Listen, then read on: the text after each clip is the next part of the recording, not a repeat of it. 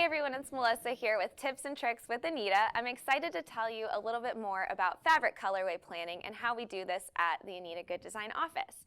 So every time we come up with a new collection, we have to start at square one with the artwork and how we're going to build the color for the collection. The best tip I can give you guys is that we start with a fat quarter bundle or a coordinating set of fabrics. For my first example, I'm going to say we're planning a quilt with a fall theme. I picked this colorway created by Riley Blake Fabrics, with all kinds of different neutrals and fun fall prints inside of it. We have some maroons, some golds, and even some tans. Once I pick the fat quarter set that I'm interested in using for my quilt, I'm then going to pull some fabrics and colors that I think will work well with the designs that I'm incorporating. For this set, I decided to use some maroons and some fun floral prints, and I'm imagining to do a quilt with folded fabric borders.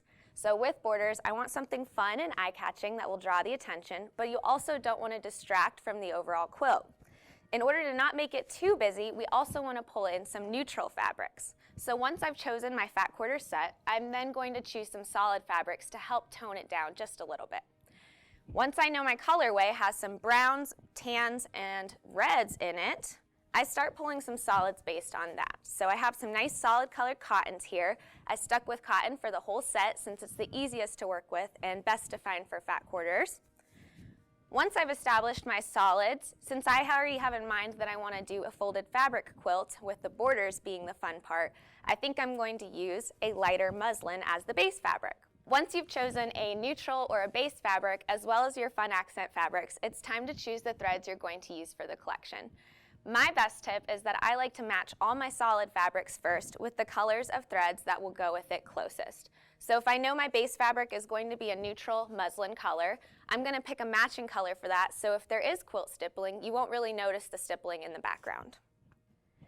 From there, I match my other solid fabrics, and then I make sure, going back to my printed fabrics, that the colors will still coordinate well with the ones I chose. Once you've done that, your whole colorway should be perfectly coordinated together and will help make your designs look the best they can be. An important tip to remember not to do is to incorporate too many patterns or colors into your colorway set. An example of that would be these really bright and fun fabrics. Even though they're really cool, they don't exactly go with my colorway, and adding them in might add too many extra colors or too many prints. So be sure when you're choosing to be selective with the patterns and the colors that you choose to incorporate. I hope you guys enjoyed these extra tips and tricks, and I hope your quilt and project comes out beautifully.